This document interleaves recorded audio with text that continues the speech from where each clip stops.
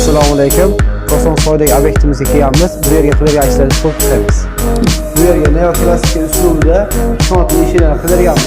Eshigimiz oynali varianti bo'lib, toshli oynalar foydalanganmiz. Zamonlar keladigan bo'lsa, zamonlar ham magnitli zamon. Ochilib yopilishlari ko'rib turganingizda idealni ochilib yopilib ko'rishingiz mumkin. Bu eshigimizni orqa davrlardan ta'minlaganmiz.